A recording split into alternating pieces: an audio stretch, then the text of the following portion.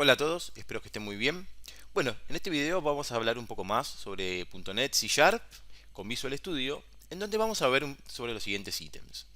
Tipos por valor y por referencia, vamos a hablar un poco sobre el tipo Object, vamos a hablar sobre arrays, concepto de boxing y unboxing, vamos a hablar sobre conversión de tipos, un poco sobre el tipo string y un poco sobre el tipo date. Para empezar, vamos a hablar un poco sobre el concepto de tipos por valor y por referencia. Son tipos de datos implementados según su clasificación. Esta clasificación es acorde a si una variable almacena su valor o es simplemente un puntero o una referencia a dónde están los datos en la memoria. Los tipos por valor mantienen sus datos dentro de su propia asignación de memoria, son todos tipos numéricos, boolean, char, date, y se crean en lo que se conoce como el stack de la memoria.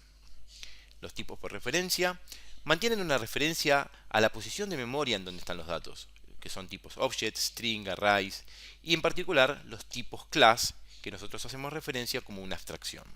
Estos objetos, o estos tipos, se crean en el heap, o en el montón de la memoria, justamente permitiendo acceder a ellos a partir de una referencia. En términos generales, podríamos hablar como los tipos por referencia a los tipos que mantienen un puntero o una dirección de memoria a donde están los datos justamente alojados. En cuanto a la gestión de memoria, en C Sharp se hace automáticamente, a diferencia de otros lenguajes de programación. Cuando .NET ejecuta un programa, guarda los elementos en dos tipos diferentes o dos partes diferentes de la memoria, el stack y el heap. El stack es responsable por hacer el seguimiento de la ejecución de lo que está en nuestro código. El heap es responsable por hacer seguimiento de la mayor parte de nuestros datos. En este caso, el stack lo podemos imaginar como un conjunto de cajas ordenadas una encima de la otra. Cada vez que llamamos a un método para hacer el seguimiento de lo que ocurre en la aplicación, colocamos una caja en la parte superior del stack. Una vez que el método o la función es ejecutado, luego se retira esta caja y la tiramos a la basura. El heap es similar, solo que su función es mantener la información. Lo que existe en el heap puede ser accedido en cualquier momento sin limitaciones de lo que se puede acceder, como ocurre en el stack. En el heap, justamente, o para acceder al heap, necesitamos conocer la posición o la referencia a la memoria, cosa que hace C Sharp de manera automática. Vamos a hablar un poco sobre las jerarquías de los tipos por valor y por referencia. Dentro de nuestro sistema, lo primero que vamos a encontrar es el tipo Object. El tipo Object lo podemos comprender como la abstracción más abstracta. Esto significa que todos los elementos de nuestro sistema, todo lo que nosotros programemos, todos los tipos que nosotros usemos, van a derivar directa o indirectamente del tipo Object. Como vemos, los tipos numéricos, enteros, decimales, doubles, enums, booleanos, char, etcétera, derivan del tipo value type. El value type, justamente, son los tipos que va a hacer o que se van a utilizar a partir de copiar solamente el valor, o sea, de tener el valor y no una referencia a la memoria. Los value type derivan de objetos, porque también son objetos del sistema. Los tipos por valor derivan indirectamente del tipo object, ya que, en primer lugar, derivan del value type. Podemos leer como que, por ejemplo, el tipo booleano es un tipo por valor y los tipos por valor también son objetos del sistema. Por el otro lado, los tipos por referencia, que son las clases, arrays, strings, etc., son tipos que almacenan en su variable, cuando creamos una variable de ese tipo, internamente e implícitamente la referencia a la memoria, ¿sí?, al heap en donde está el valor alojado. Esta estructura jerárquica es la más importante y la que tenemos que conocer para poder aprovechar al máximo nuestro lenguaje de programación. Vamos a hablar un poquito sobre el tipo Object. En este caso, todos los tipos derivan de Object, como dijimos anteriormente, de manera directa o de manera indirecta. Admite todas las clases de la jerarquía de clases de .NET Framework y proporciona servicios de bajo nivel a las clases derivadas. Esto significa que las clases, los tipos, cualquier objeto de nuestro sistema que derive justamente del tipo Object, va a tener un conjunto de funciones y servicios de bajo nivel que van a ser utilizables por todos los elementos y por todas las variables de nuestro sistema. en este caso, como es la base fundamental de todas las clases y tipos de .NET Framework, es la raíz de la jerarquía de tipos. Este tipo Object va a tener algunas funciones particulares que van a ser común a todos los elementos de nuestro sistema. Va a tener una función equals que va a permitir comparar dos variables. Va a tener una función, por ejemplo, finalize, que va a permitir ejecutarse cuando se destruya esa variable. Otras funciones como getType y toString, que nos van a permitir, por ejemplo, a partir de getType, saber qué tipo es ese elemento concreto. Yo tengo un entero, con el getType me va a decir que esa variable es un entero. Pero esta función es propia de Object. Es decir, como derivan en la jerarquía, los enteros también van a tener estas funciones. Es decir, se van a heredar de alguna manera dentro de la jerarquía. Vamos a hablar un poco entonces, a continuación, sobre los tipos por valor y por referencia, mostrándoles y contándoles esto del stack y del heap.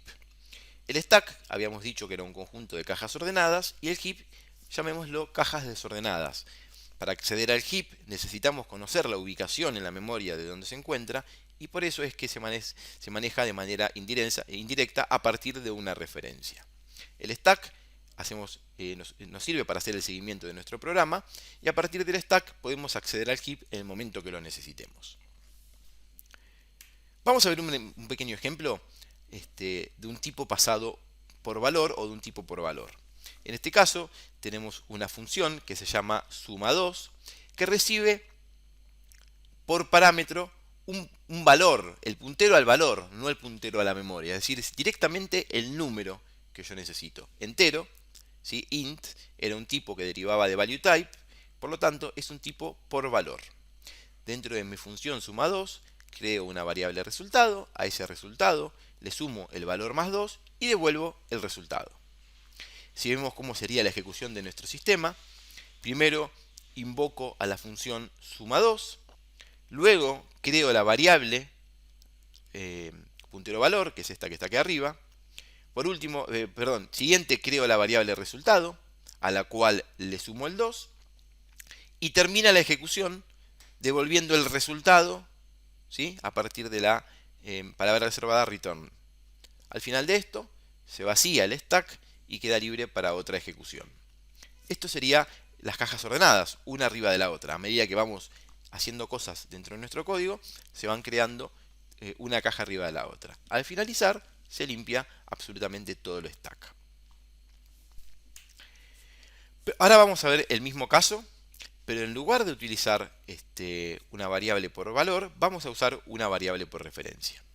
En este caso, yo lo que voy a hacer es crear una abstracción que se llama miEntero. Esta abstracción lo hago a partir de la creación de una clase.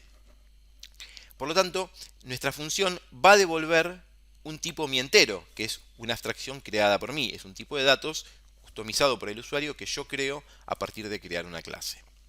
Mi función suma2 recibe por parámetro el valor, pero luego creo una variable resultado de tipo miEntero a partir de esta línea. Le digo al sistema que me cree en la memoria una variable resultado, que ahí adentro voy a guardar un tipo de miEntero y que me cree uno nuevo, es decir, que me lo ponga y me lo inicialice en 0 para poder operar. Dentro de la función de la variable resultado, miEntero tiene una propiedad que se llama miValor. Este valor es un entero y lo que hago en miValor es agregar un 2 al valor recibido por parámetro y por último devolver el resultado. En este caso, resultado, en lugar de ser un entero, es un tipo abstracto creado por mí que se llama miEntero, ¿sí? Vamos a ver cómo funciona entonces el sistema en este momento. Ejecuto la función suma2, creo la variable puntero valor, que es la que recibe por parámetro, creo la variable resultado, pero en este caso es un puntero al heap. En el heap se creó la variable resultado, que en este caso es de tipo miEntero, con una propiedad miValor de tipo entero. Fíjense que ahora, cuando yo creo la variable resultado, que sería esto que estoy marcando acá, lo que va a hacer es crear una caja en el heap, ¿sí? Y hacer un puntero desde el resultado a donde está el heap. Esto sería la referencia. En este caso, el resultado va a tener una referencia a la memoria en donde se encuentre mi entero. Le sumo 2 a mi valor, ¿sí? El resultado punto mi valor, que sería la propiedad de mi entero. Y luego devuelvo ese resultado, ¿sí? Limpiando el stack. Por supuesto que el heap va a quedar. En la memoria queda todo lo que nosotros vamos creando. De esta manera vemos un poquito más gráficamente el concepto de pasaje por valor y por referencia, ¿sí? Para tipos por valor y tipos por referencia. Resultado es una clase. Recordemos que las clases son del tipo object por referencia. Por lo tanto, cuando yo cree una variable de ese tipo, va a crear en la memoria una referencia a esa variable. Vamos a ver un poquito más con algunas otras características. Acá tengo una función que se llama retornavalor, en donde voy a crear una variable x del tipo mi entero. Dentro de x voy a asignarle el valor 3 a mi valor. Y además voy a crear una variable y también de tipo mi entero, pero lo que voy a hacer es copiar las referencias. Es decir, que y va a ser igual a x. Y en x pongo mi valor en 4. Y esto me va a devolver el contenido de mi valor. Es decir, va a devolver un entero, porque mi valor es entero. Vamos a ver cómo funciona dentro del stack, ¿sí? Creo la función retornavalor. Dentro de la función creo un puntero a mi entero, que sería x, ¿sí? Cuando le doy new, crea la variable, crea el espacio de memoria y me crea un puntero. X apunta a ese espacio de memoria. Luego creo una variable i, pero a la variable i no le doy new, simplemente creo la variable y al no darle new no me crea una nueva caja dentro del stack. Simplemente me crea la variable que luego le asigno el puntero automáticamente. Y es igual a x. Y es igual a x, pero en x está el contenido, perdón, está la dirección de memoria de donde tengo el valor, ¿sí? En este caso mi entero. Por lo tanto, y también va a apuntar al mismo espacio de memoria, porque con esta igualación que estoy haciendo acá, estoy copiando implícitamente los punteros. Por último, ahí le cambio el valor en 4, y cuando devuelva mi valor, la pregunta es, ¿qué valor va a devolver? ¿Va a devolver 3 o va a devolver 4? Bien, fíjense que estoy devolviendo x, punto mi valor, es decir, el contenido de la variable mi valor en x. En este caso, el resultado va a ser 4. ¿Por qué? Porque yo lo que hice fue simplemente hacer un puntero. Al hacer el puntero, cuando primero le asigno el 3, mi valor va a tener un 3, y después le asigno 4, porque y en realidad es un puntero a x, al mismo lugar en memoria donde está x. Por lo tanto, ahí modifico el valor y queda 4. Así que siempre voy a trabajar sobre la misma caja. Espero que esto se haya podido entender porque es un concepto muy importante. Los tipos por valor y los tipos por referencia me ayudan a manejar correctamente mi código y a optimizar la memoria, y también es importante saberlo porque a partir de esto un mal uso me puede generar que mi sistema se modifiquen datos que yo no quiero. Así que este concepto de mi valor, de valor y referencia, es sumamente importante en la programación que estamos llevando adelante. Bien, continuamos un poquito más sobre el concepto de arrays. ¿Sí? El concepto de arrays pertenece al nombre de espacios system.array. Hay varias formas de crear un array. Primero, un array estático, donde yo defino el tipo con los corchetes y la variable para crear un espacio de memoria, y luego le digo con el new cuántas posiciones va a tener ese array. Como vimos anteriormente en el gráfico, array también es un tipo por referencia, indistintamente de que sea un entero. Por lo tanto, los arrays siempre van a comportarse como tipos por referencia. Una vez que yo tengo un array creado, lo puedo convertir y lo puedo transformar dinámicamente y ampliar en la cantidad de posiciones que yo quiero. Dentro de la abstracción array, que es una clase, que es una abstracción, va a haber una función que se llama resize. Esta función me va a permitir ampliar el tamaño del array de 2 posiciones, en este caso a 4.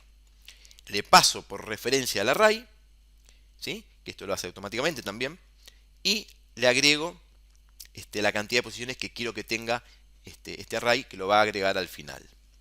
Y después tenemos el concepto de matrices, que la matriz también se puede conocer como un array multidimensional, en donde para crear una matriz, de la misma manera que creo un array, defino cuántas dimensiones quiero que tenga, poniéndole una coma para separar las dimensiones.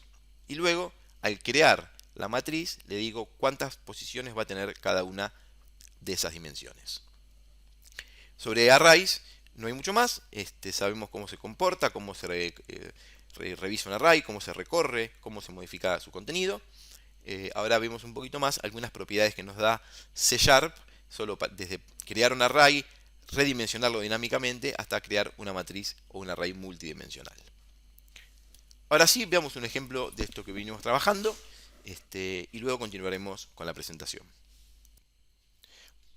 Bueno, vamos a ver un poco en código todo esto que venimos trabajando con respecto a los tipos por valor y por referencia.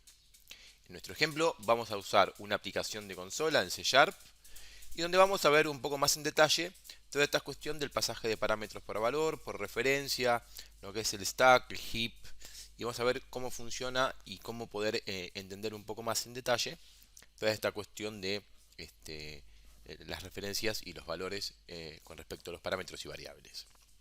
Lo primero que vamos a mostrar es un ejemplo donde vamos a partir de una función pasarle un parámetro por valor, ver qué sucede, ¿sí? en los contextos donde está la variable que estamos trabajando, y luego hacer lo mismo pasado por referencia. Así que vamos a empezar creando una función que se llame sumar valor, que reciba por parámetro un entero al cual simplemente le sumemos 1. ¿Sí? Luego lo que vamos a hacer es crear una variable nueva y le vamos a poner como valor el 10. Y por último, vamos a invocar a la función sumar valor y le vamos a pasar una variable. En este pequeño contexto de ejecución, vamos a ver que esta variable en realidad lo que está haciendo es realizando la copia del valor que yo le definí en esta variable cuando hacemos el pasaje al parámetro. ¿Sí? Cuando le pasamos el parámetro, vamos a ver que lo que se está haciendo es haciendo una copia. Vamos a empezar ejecutando esto con unos puntitos de interrupción.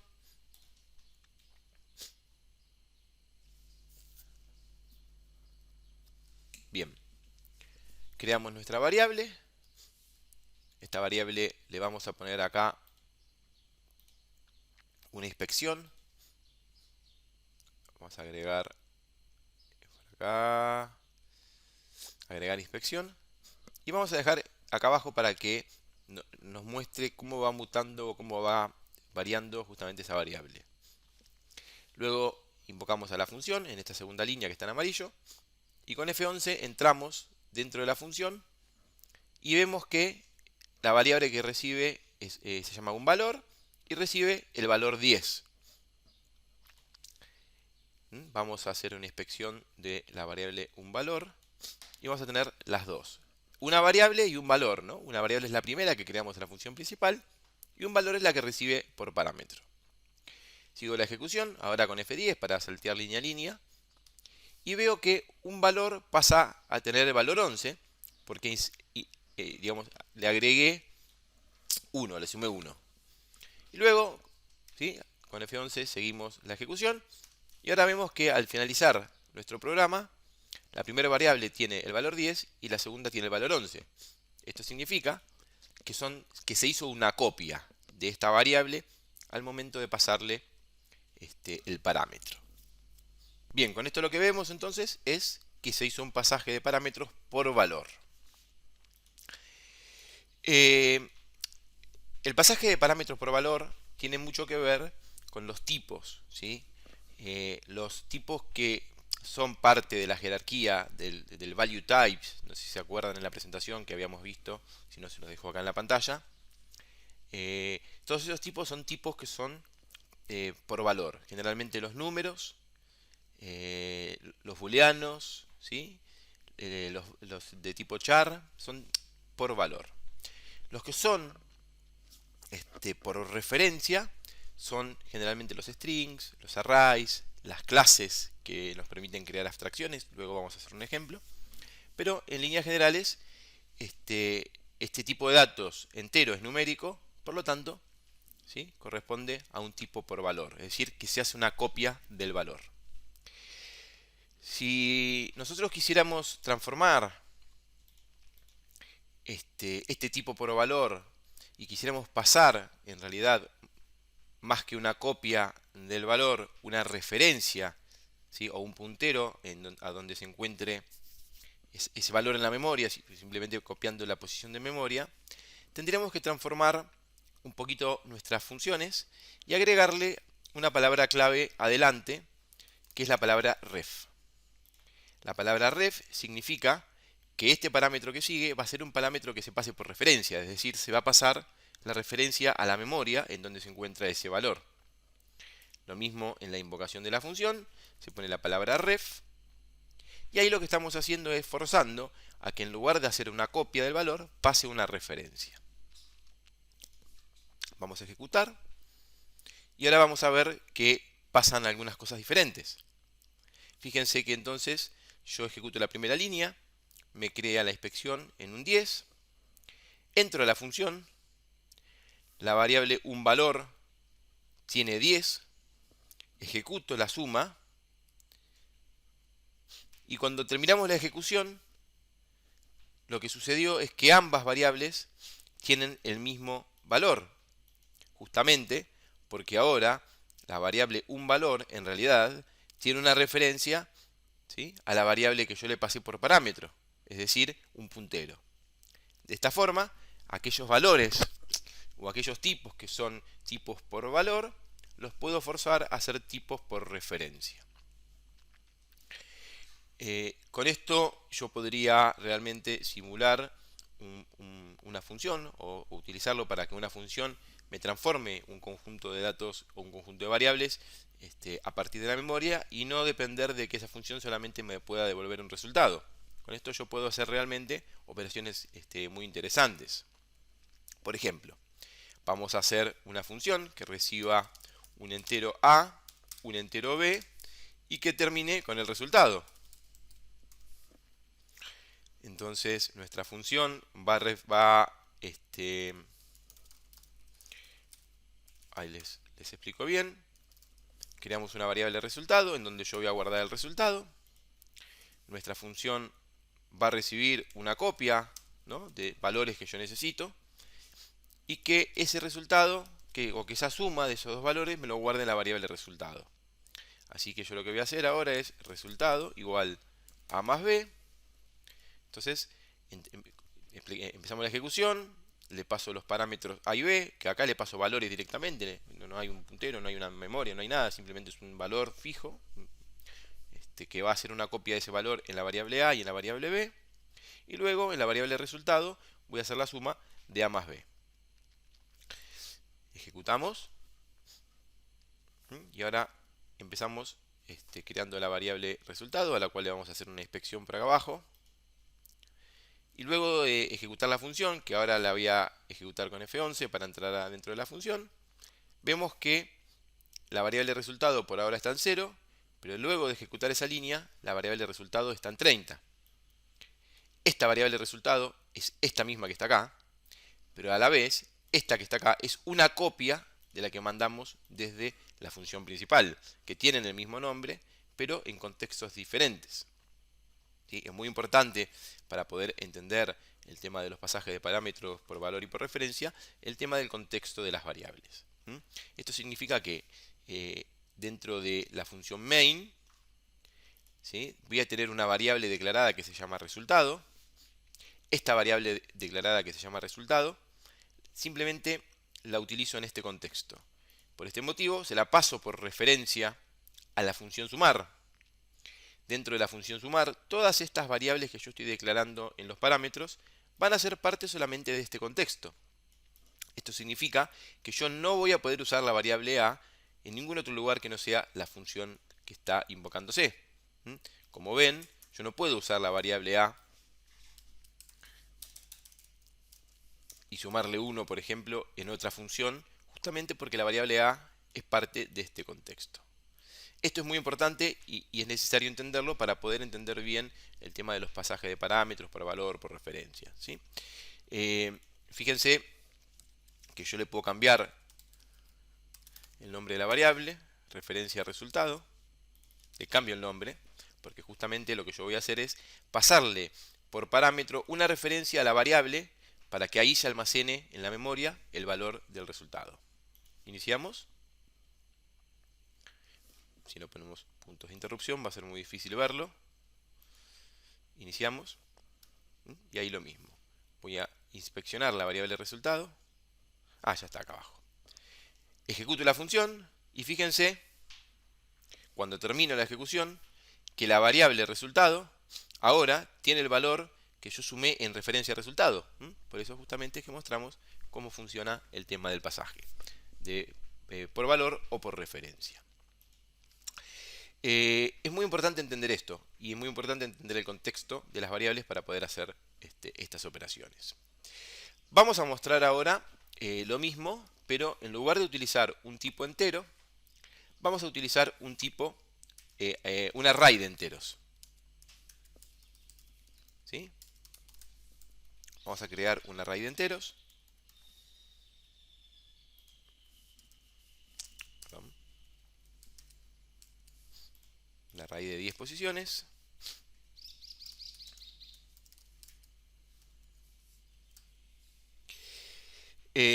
Vamos a hacer que nuestra función sumar valor reciba un array de enteros. Y vamos a hacer que dentro de nuestro array de enteros, en la posición, por ejemplo, 3, guardemos el valor 111.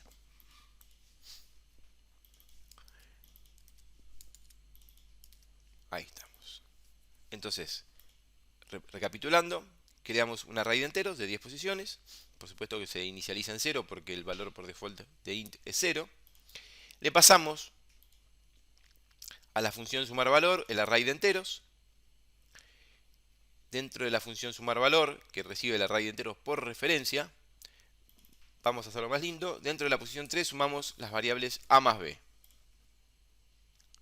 Así que vamos a ejecutar esto. Limpiamos todas nuestras inspecciones viejas y agregamos una inspección a la variable array de entero. Esta inspección significa que nos va a mostrar cómo avanza, ¿no? O cómo va mutando esa variable. Pero ahora vemos que está en null. ¿Sí? Vemos que está en null porque todavía no ejecutamos la línea que crea un nuevo array. Con F10 en el modo debug ejecuto la línea y ahora me muestra que hay un array de enteros y me permite inspeccionar todas las posiciones del array. Luego, entro a la función, sumar valor, con F11 paso adentro de la función, ¿sí? Y ahora lo que voy a hacer es dentro de la posición 3 del array de enteros que pasé por referencia, hacer la suma de las dos variables, ¿sí? A más b. Cuando termine de ejecutar esta función, fíjense que ahora en la posición 3 tengo el valor 30, que es la suma de a más b. Esto lo logro justamente por lo mismo que habíamos visto anteriormente con un entero. Pero lo interesante del array es que yo puedo quitarle la palabra ref y esto va a funcionar exactamente igual. Es decir, no hace falta hacer explícito el pasaje por valor y el pasaje por referencia, justamente porque los arrays ya son tipos por referencia. Si vemos, ahora con F10, en lugar de entrar a la función, con F10 ejecuto la línea entera, y ahora vemos que en la posición 30, ¿sí? Tengo el valor 30, perdón, en la posición 3 tengo el valor 30 que fue la suma de los dos valores. Así que, como vemos, el array, como veíamos en el gráfico, ya es un tipo por referencia. Y después nos queda un ejemplito más, que lo vamos a hacer a partir de la creación de una abstracción nueva, que nos va a permitir, por ejemplo, crear la abstracción de un alumno. ¿Mm? Entonces vamos a crear una nueva clase que nos va a permitir hacer nuestra abstracción, que va a ser la clase alumno. Si recordamos, nosotros las abstracciones las manejamos a partir del concepto de clase. Dentro de la clase alumno vamos a poner el nombre, ¿sí? Es una de las propiedades que tiene el alumno, ¿sí? Es una de las características que tiene, que es el nombre. Y vamos a poner una variable edad que nos va a permitir saber la edad. Estos valores que estoy escribiendo acá son valores que son necesarios para poder definir las propiedades que va a tener la abstracción alumno, ¿sí? Esto por el momento simplemente lo escribimos de esta manera y hacemos que esta variable nombre sea pública, es decir, que cualquier parte del sistema que sea exterior a la clase alumno la va a poder acceder. De esta manera creamos un alumno nuevo, una abstracción de alumno, y vamos a crear un alumno nuevo en términos de esa abstracción. Así que lo que vamos a hacer es crear una variable ahora del tipo alumno. Y vamos a crear una variable del tipo alumno y vamos a definir que en esa variable vamos a guardar un nuevo alumno. Luego, a ese alumno que acabamos de crear, cuando le ponga el punto, nos va a permitir definirle el nombre y la edad. Por ejemplo, nombre igual Pepe. A un alumno, punto edad, vamos a decir que Pepe tiene 21 años. Vamos a borrar todas las funciones que hicimos hasta el momento. Y con esto lo que hicimos fue crear nuestra primera abstracción, ¿sí? Que nos va a hacer o identificar a alumnos que tengan nombre y edad. Voy a crear una variable del tipo de dato alumno. Y ahí adentro voy a guardar un nuevo alumno, que es Pepe. Vamos a crear otro alumno, ¿sí? Para que ustedes puedan entenderlo. Que en lugar de Pepe se va a llamar Marta y en lugar de 21 va a tener 25 años. Así que creamos una variable alumno que hace referencia a Pepe y otra variable otro alumno que hace referencia a Marta. Y lo que vamos a hacer es una función que nos permita hacer que un alumno cree cumpleaños, ¿sí? Vamos a hacer una función de cumplir años. Así que nuestra función va a ser cumplir años y por parámetro va a recibir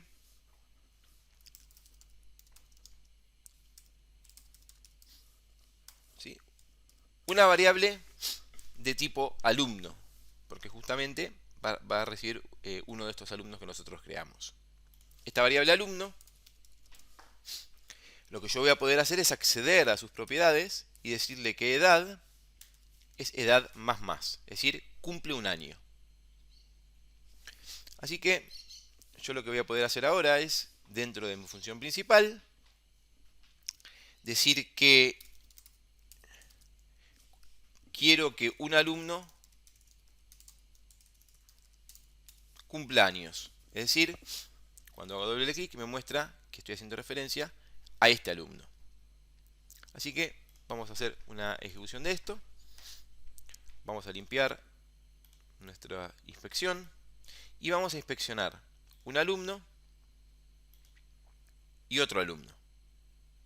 ¿Sí? Tengo las dos variables acá que yo simplemente desplegando el árbol puedo ver que un alumno es Pepe de 21 años y otro alumno es Marta de 25.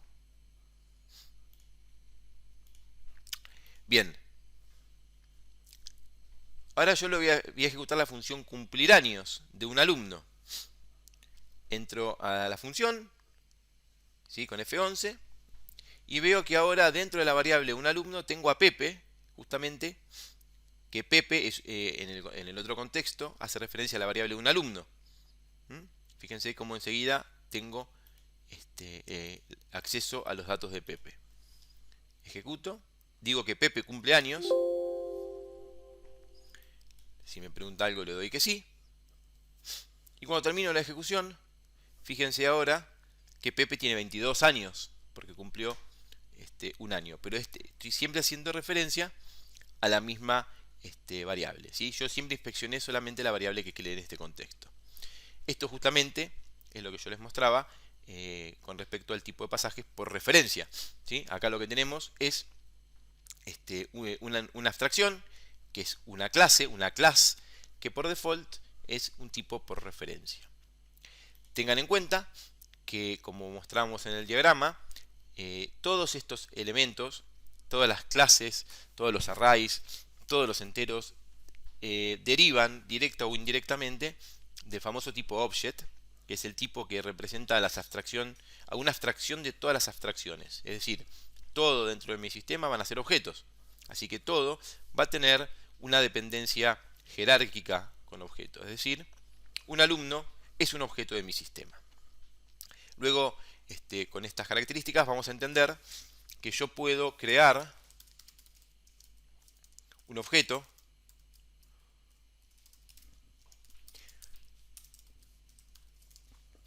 y dentro de un objeto crear un nuevo alumno, ¿sí? Porque un alumno es un objeto. Esto lo que me permite entender es justamente esta jerarquía que yo les decía, ¿sí? Todos son objetos de mi sistema, está la famosa clase object, y voy a poder tener acceso, ¿sí? a todos el comportamiento y todas las propiedades que pueden tener todos los objetos de nuestro sistema, haciéndole punto, y vamos a ver que todos los elementos del sistema van a tener estas características: toString, getType, todas estas funciones, ¿sí? Estas 4 funciones, que justamente son todas las funciones que tienen los objetos del sistema, ¿sí? Es decir, un alumno, volvemos a un alumno, acuérdense justamente de esto que yo les decía, ¿sí? Por ejemplo, toString. toString es una función de los objetos del sistema, ¿sí? Ya hablando un poquito más sobre la clase object. Si yo ahora agarro un alumno y le doy punto, también voy a tener el toString más, ¿no? Por supuesto, las clases, las propiedades del alumno. ¿Por qué? Porque el alumno es un objeto. Y el objeto tiene estas 4 características que me permiten hacer distintas funciones, ¿sí? sobre estos elementos. Así que un poquito para entender la jerarquía que vimos en el diagrama, ¿sí? Todos los elementos derivan directa o indirectamente de la clase object, es decir, todos son objetos. Algunos son tipos por valor, que lo hace derivar indirectamente de object, y otros son tipos por referencia, justamente que me permite manejar de manera dinámica la memoria para poder manipular los objetos y manipular las variables con mucho más criterio y control y lograr mejores resultados. Bien, seguimos entonces con la presentación. Bien, luego del ejemplo vamos a seguir viendo o explorando algunos conceptos importantes. En primer lugar, el concepto de boxing y unboxing. Estos conceptos básicamente hacen referencia a la conversión implícita o explícita de un tipo por valor a un tipo por referencia y viceversa. El concepto de boxing permite convertir un valor a un tipo por referencia, es decir, por ejemplo, un entero a un string, ¿sí? O un object o a cualquier elemento que sea por referencia. Lo que vemos acá es que yo tengo declarada una variable entera del tipo i. Igual lo digo que i es 1, 2, 3, es decir, el valor de i va a ser 1, 2, 3. Y luego yo voy a poder crear una variable object, por ejemplo, y decir que object o, que la variable es o, es igual a i. Como i es parte de la jerarquía de objetos, es decir, un entero indirectamente deriva de objetos, yo puedo hacer esta igualación y transformar, ¿sí? O encajar o guardar en una caja, como decimos, ¿no? Que sería boxing, dentro del objeto o un contenido entero. A partir de este momento, i pasa a estar en el heap y no en el stack. El concepto inverso es el concepto de unboxing, que es convertir un tipo por referencia a un tipo por valor. En este caso, yo tengo un objeto. Este objeto le asigno 1, 2, 3. Esto crea en el heap una variable o con el valor 1, 2, 3. Lo que yo quiero hacer es convertirlo, sacar la referencia a la memoria y convertirlo en valor. Por lo tanto, voy a crear una variable i, esta variable i de tipo entero. Ya se crea en el stack porque es simplemente un valor. Lo que tengo que hacer es decirle que o, que el contenido de o, en este caso es 1, 2, 3, va a ser un entero. Lo estoy convirtiendo a un entero. Si yo tuviese en lugar de 1, 2, 3 un string o una cadena de caracteres, esto me daría un error porque no va a poder convertir eso en un entero porque la cadena de caracteres justamente no es un entero. Así que para hacer esta conversión explícita, ¿sí?, del contenido de un objeto a un tipo entero, por ejemplo, se pone entre paréntesis con el tipo de dato adelante, indicándole que lo que hay en O va a ser en este caso un entero. Este concepto de boxing y unboxing es importante entenderlo, pero para eso había que entender previamente el concepto de tipo por valor, por referencia, heap y stack. Ya que hablamos de conversión de tipos, vamos a hablar un poco más sobre estos temas y vamos a ver que tenemos muchas posibilidades para convertir tipos de datos de base a otro tipo de dato. En primer lugar, podemos conocer la clase convert o la abstracción convert. Esta abstracción nos permite convertir entre tipos, ¿sí? Si yo puedo convertir de un string a un entero, de un entero a un string, etcétera, entre otros tipos, que después lo vamos a ver, pero siempre y cuando los tipos que yo quiero convertir sean compatibles y estén dentro de la misma jerarquía. Yo no puedo convertir un string a un número o a un entero si ese string tiene contenidos que no sean numéricos. Si yo tengo un string que dice hola y lo quiero convertir a un tipo numérico, ese hola no se va a poder convertir y nos va a dar una excepción o un error. Existen varios tipos de excepciones y de errores. La primera y la más conocida se llama Invalid Cast Exception. Esto es un error de casteo, es decir, de conversión de tipos. El casteo es la conversión de tipos. Esta excepción es lanzada en el sistema cuando no se admite una conversión determinada. ¿Sí? Las conversiones de char a boolean, single, double, decimal o datetime. Las conversiones de boolean, single, double, decimal a datetime o char. ¿Sí? Es decir, yo no puedo convertir un char a booleano a un doble si dentro de ese char tampoco hay contenidos. Lo mismo de un booleano, un valor single, doble o decimal a un tipo datetime, por ejemplo, o un tipo char. Esto va a dar un error.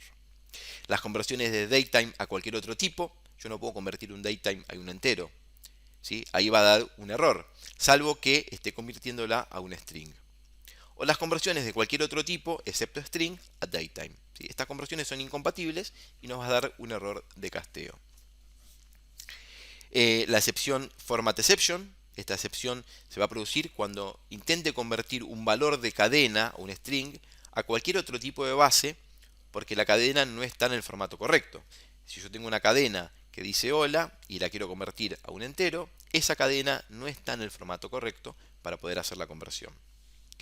Y por último, la excepción menos frecuente, pero también que sucede y es común, es la overflow exception o sobrecarga. Esta excepción ocurre cuando intento convertir o cuando hay una conversión de restricción que produce una pérdida de datos.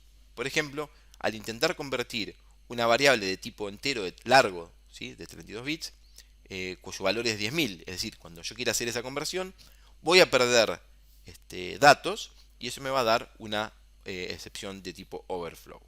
También hay que tener especial cuidado. Seguimos con la conversión de tipos. Las conversiones pueden hacerse implícitas o explícitas, ¿sí? Por ejemplo, yo tengo una conversión implícita cuando no se requiere una sintaxis especial para que la conversión es segura y no se perderán datos, ¿sí? Generalmente depende de la jerarquía. Si nosotros creamos una variable de tipo long y creo una variable de tipo entero, yo voy a poder hacer la conversión explícita, implícita, diciendo que la variable valor grande guarde la variable entero. Sabemos que long ocupa más espacio en memoria que int.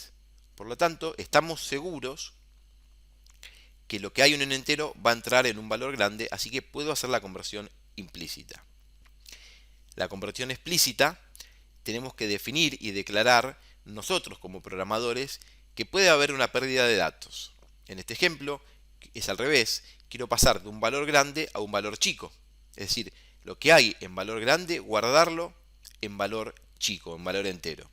Por lo tanto, si yo quiero indicarle al programa que voy a hacer una conversión que puede haber pérdida de datos, le digo de la misma manera que veíamos en el concepto de unboxing, con un paréntesis, paréntesis y el tipo de dato adelante, que el valor grande lo voy a convertir en un entero. Por lo tanto, va a haber pérdida de datos. En el caso de que haya pérdida de datos, puede lanzarse la excepción que vimos anteriormente.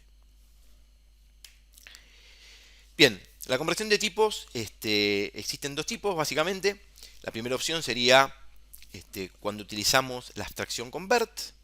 Si el valor pasado al método es null o no existe, ese método, por ejemplo, convert a entero 32, como vimos acá, convert.twint32, va a devolver un valor numérico, pero 0 por default, ya que en todos los casos el valor por default de entero es 0. La segunda opción es usar el método parse de cada uno de los tipos de datos. En este caso, si el usuario no ha introducido ningún valor o null, va a recibir una excepción del tipo formatException, como vimos anteriormente, porque la cadena no está en el formato adecuado. Lo que indica que el formato del argumento no cumple con las especificaciones del parámetro del método invocado. Viendo un poquito de vuelta entonces la primera opción, que es utilizar la clase convert. Si yo quiero convertir a un entero 32 el valor ingresado por teclado, por ejemplo, del usuario, voy a decirle a convert, que es la clase, que ejecute la función toInt32 y entre paréntesis le voy a pasar el valor. Si esto se ejecuta correctamente, dentro de la variable valor a va a quedar el número entero de lo que ingresó el usuario por teclado. Si utilizo el método parse, podemos hacerlo a partir del tipo de datos, int, int32, etc., que convierta a int32 o que parsee a int32 el valor ingresado por usuario y lo grabe en la variable valor b. Como vimos, si el valor ingresado por usuario es incorrecto, esto va a dar una excepción. Bien, nos quedan ver dos diapositivas. Por un lado, el tipo string. El tipo string es un tipo de datos que almacena cadenas de caracteres. Tenemos algunas propiedades que nos permiten saber cuántos caracteres tiene. Podemos saber qué carácter hay en una parte en particular de esa cadena. Tenemos un montón de operaciones para recortar, para quitar espacios en blanco. Hay un montón de funciones de la clase string que nos va a permitir manejar de manera muy sencilla las cadenas de caracteres. También puedo utilizar para formatear salidas, ¿sí? Utilizando la función format de la clase string, en donde yo voy a decir, por ejemplo, que tengo un string y después entre llaves voy a poner un índice. El índice 0, que luego voy a reemplazar por el nombre de la variable.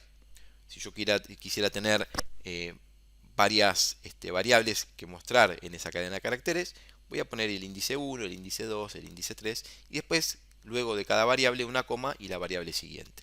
De esta manera voy a poder formatear correctamente las salidas.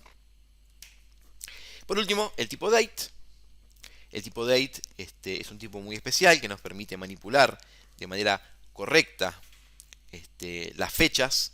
Puedo hacer operaciones entre fechas, sumar, restar, formatear para que se muestre la fecha en un formato especial, en un formato determinado. Hay un montón de opciones que vamos a poder hacer y que realmente son muy útiles para poder manejar de manera adecuada los tipos cuando hagamos referencia a una fecha. Por supuesto que hay mucha documentación sobre este tipo dentro de la página de Microsoft, que luego también vamos a inspeccionar con un ejemplo que veremos a continuación. Bueno, vamos a hablar un poco ahora en este ejemplo sobre conversión de tipos, el tipo string y el tipo date. En principio vamos a ver cuestiones de conversión de tipos, esto de que habíamos hablado anteriormente de las conversiones implícitas y explícitas. Vamos a hablar un poco entonces y a ejemplificar lo que son una conversión implícita. Vamos a escribirlo sin errores.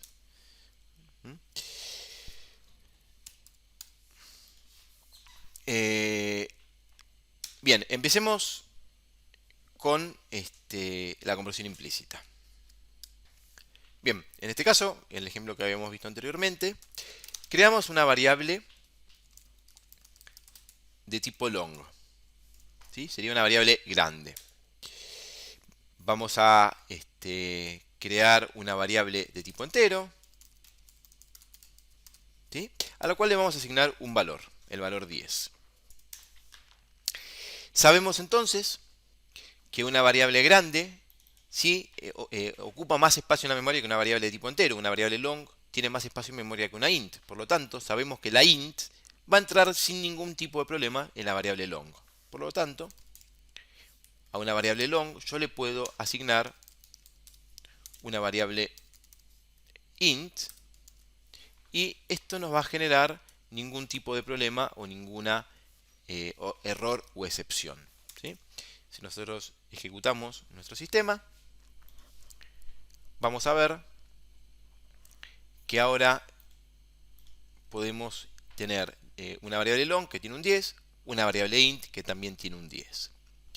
Lo interesante es que nosotros vamos a poder asignarle los valores y crear una copia. Acuérdense que el valor entero es justamente es un tipo por valor, lo que significa que ahora voy a tener dos variables en el stack con dos valores diferentes. Y yo voy a poder incluso hasta cambiarle los valores y que no se afecten las asignaciones. Ahí hicimos una conversión implícita. La conversión explícita es cuando es al revés. Tengo otra variable long en donde le voy a poner un valor.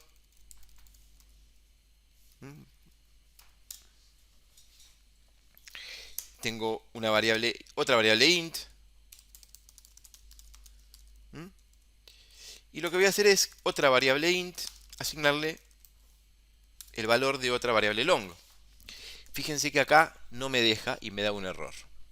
Porque me dice, no se puede convertir implícitamente un tipo long a un tipo int. Ya existe una conversión explícita.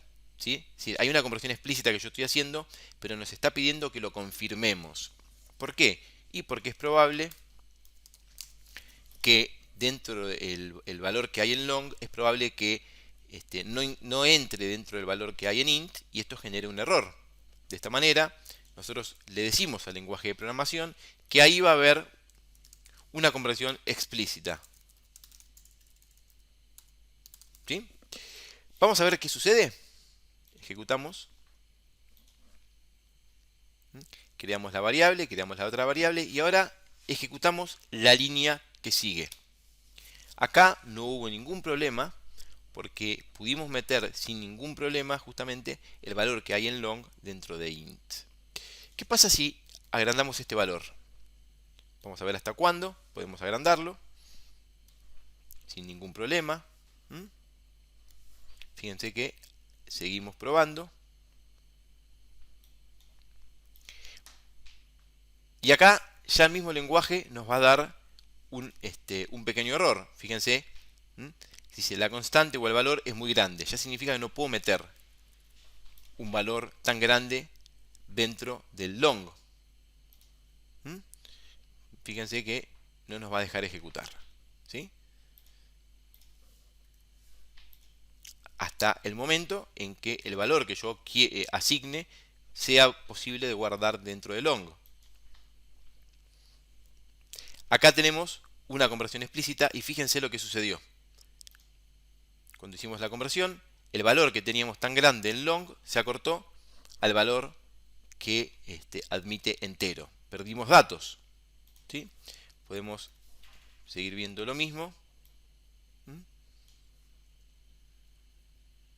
Y lo que vemos es que hay una pérdida de datos. Esto es justamente lo que nos asegura la conversión explícita.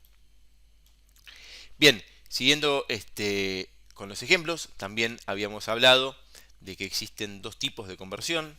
El tipo a partir de la clase convert y el tipo a partir de la clase de la función parse de los tipos de datos concretos. Por ejemplo, la abstracción convert o la clase convert la tengo lista para utilizar, escribo el nombre de la abstracción y con punto me va a mostrar todas las posibilidades que yo tengo para convertir. Por ejemplo, puedo convertir a un entero de 32, a un entero, digamos, ¿no?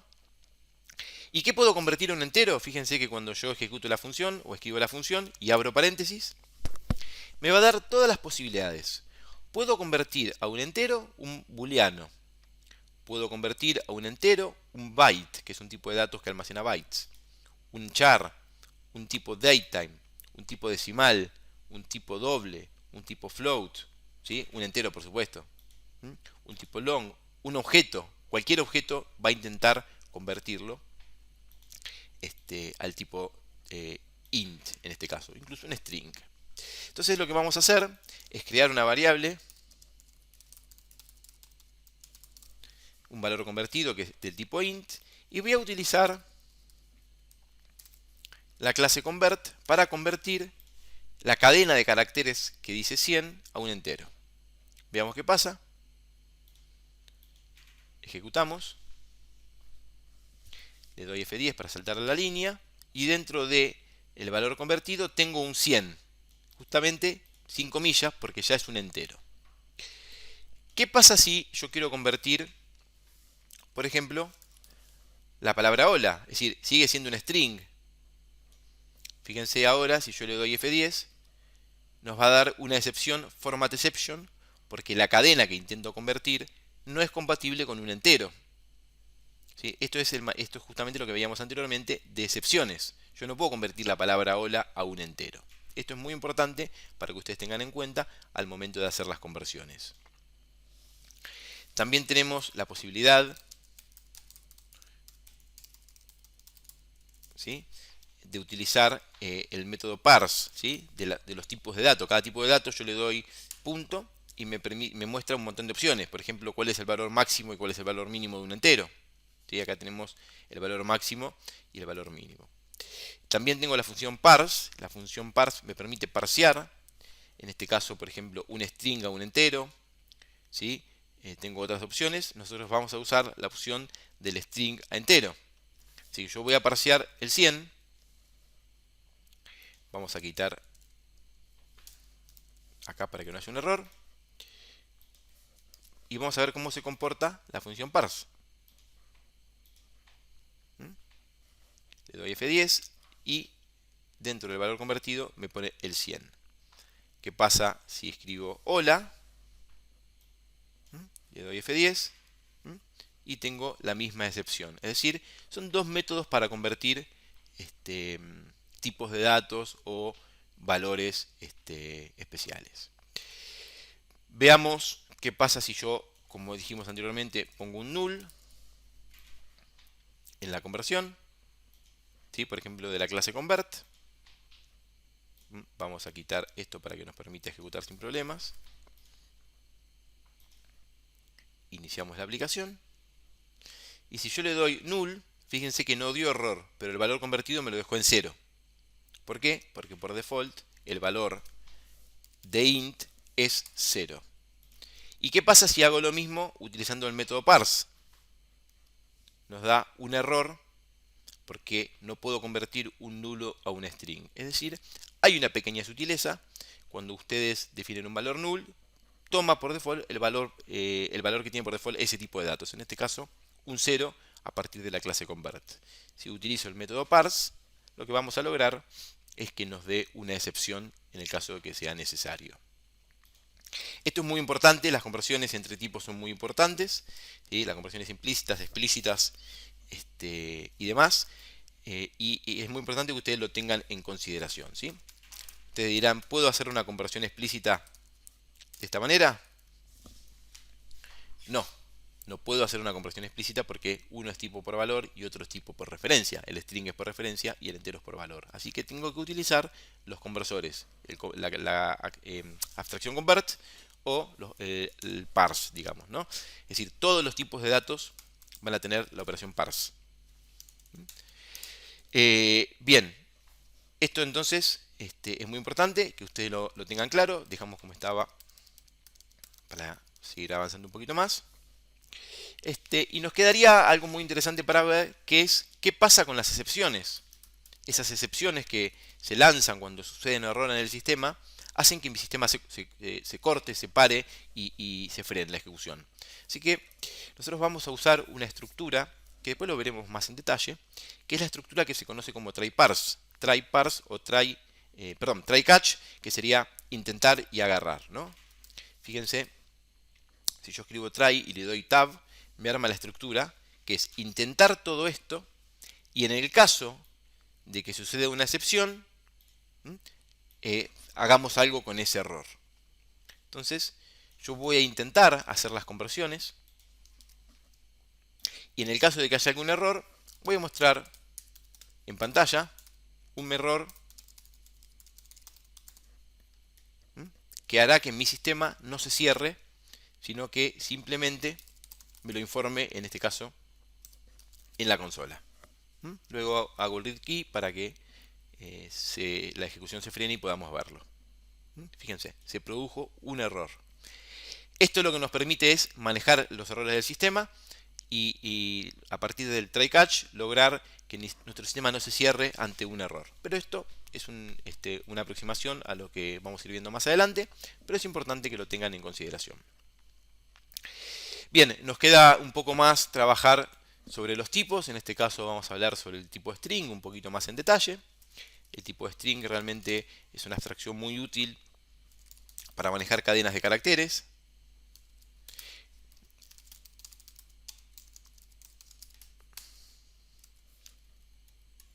Vamos a escribir una cadena. Bienvenidos al mundo de .NET C#. Y lo que yo puedo hacer con esta cadena son un montón de operaciones. ¿Sí? Por ejemplo, puedo recortarla, puedo insertarle un carácter en el medio, puedo contar cuántos caracteres tiene. Entonces, si nos fijamos, cuando yo escribo el nombre de la variable y le doy punto, me da un montón de opciones, con una estrellita las más utilizadas, ¿no? Las más comunes. Por ejemplo, length. Dice, obtiene el número de caracteres del objeto string actual. ¿Cuántos caracteres hay dentro de esa cadena de caracteres? Esta función length me devuelve un entero, es decir, me va a contar cuántos caracteres tiene. Así que yo podría crear, por ejemplo, una variable, cantidad de caracteres, y poner una cadena .length y que me indique en esta variable entero cuántos caracteres tiene. Puedo obtener un espacio o digamos un subíndice de esa cadena, una subcadena, por ejemplo, diciéndole que me obtenga desde el espacio 10 por 10 posiciones qué hay ahí adentro. Y eso, por ejemplo, escribirlo en pantalla. Fíjense que dentro de la cadena la función substring devuelve un string. ¿Sí? Por lo tanto, yo puedo imprimir ese string que devuelve en la pantalla. Le damos play y vemos que recuperó esos 10 caracteres a partir de la posición 10. Realmente el manejo de cadenas es muy sencillo. Es muy sencillo. Puedo reemplazar, por ejemplo, una letra por otra. ¿Sí? Si yo quiero reemplazar .NET por la palabra .NET. Así que en donde encuentre .NET me va a poner un .NET en mayúscula. Esto también devuelve un string. Así que vamos a imprimirlo en pantalla posteriormente.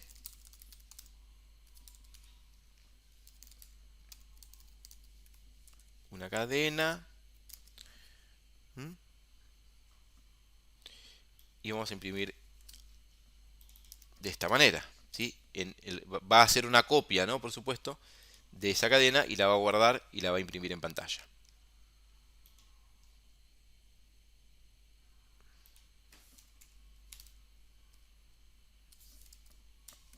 Ahí deberíamos ejecutar sin problema. Ah, nos quedó esto acá abajo. Ahí está.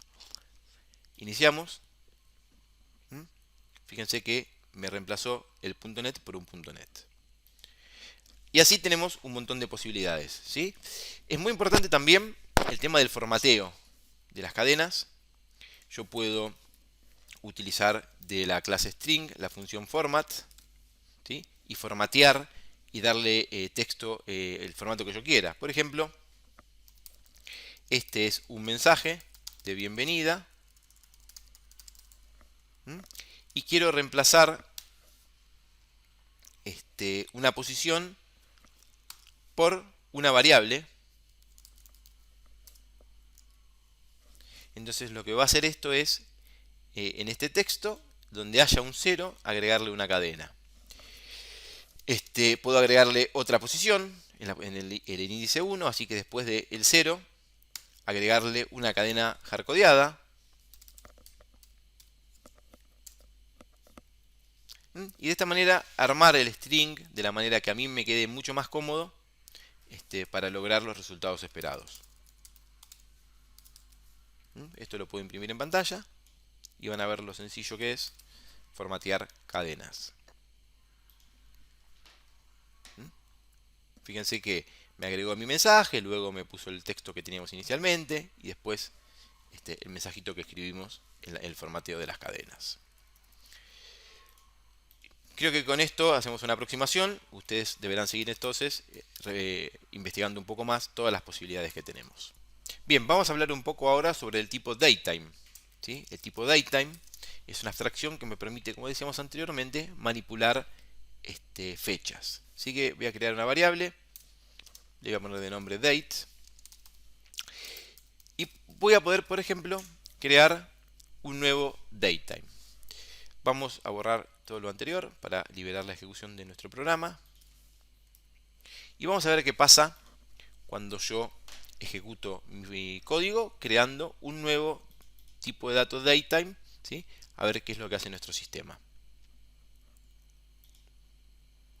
Fíjense que en date me creó un tipo datetime y me puso por default el valor mínimo que tenemos para ese tipo de dato datetime. También podemos decirle, por ejemplo, a date,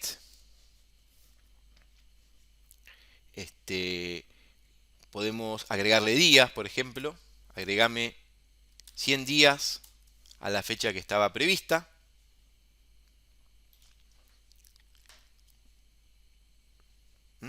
Y esto me hace una copia. Nos olvidamos de eso, ¿no? Por supuesto.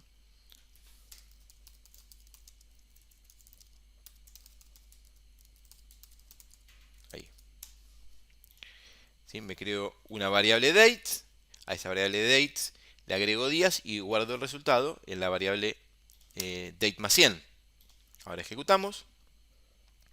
Y vemos que en date tenemos 1 del 1 del año 1. Y en datetime más 100, ¿sí?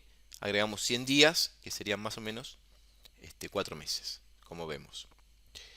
Es muy interesante cómo manipula y lo sencillo que es agregar y restar días. Yo podría, en lugar de crear un nuevo tipo de datos datetime de la manera que lo vimos, y podría hacer la función de crear un tipo de datos datetime a partir de la función now. Como imaginamos, el new me lo pone en el valor 0 y el now nos ayuda a construir una variable date, pero en el momento que se ejecutó esa función. Por lo tanto, ahora date es 21 de agosto del 2020, 12:08, como vemos, ¿sí? En el reloj. Y le agregamos 100 y sabemos que en 100 días va a ser 29 de noviembre del 2020, a las 12:38, como vemos en el reloj. Realmente el tipo de datos datetime tiene muchas posibilidades. Permite agregar días, agregar horas, permite saber, por ejemplo, qué día de la semana es en ese momento en particular, ¿sí? Yo puedo crear una variable, como vemos, day of week, devuelve un tipo day of week. Así que yo me voy a crear una variable day of week. Esto lo vi justamente como les mostraba recién, apoyando el mouse en la función, y veo que devuelve un tipo day of week. Así que esto nos va a permitir saber, por ejemplo, qué día de la semana es hoy. Fíjense, hoy es viernes. Realmente es muy útil el tipo datetime. Hay que aprender a usarlo, hay que aprender a inspeccionar, ¿sí? Todas las posibilidades que nos da. Ya vimos que podemos saber el día de la semana, que el día del año. Podemos sumar, restar, modificar, ¿sí? Podemos hacer un montón de opciones que es importante que ustedes puedan inspeccionar y que puedan aprender a utilizar, ¿sí? Para lograr los mejores resultados dentro de el uso de la variable de tipo date. Así que con esto terminamos un poquito una revisión de estos temas y espero haberlos ayudado y vemos más ejemplos en la próxima clase.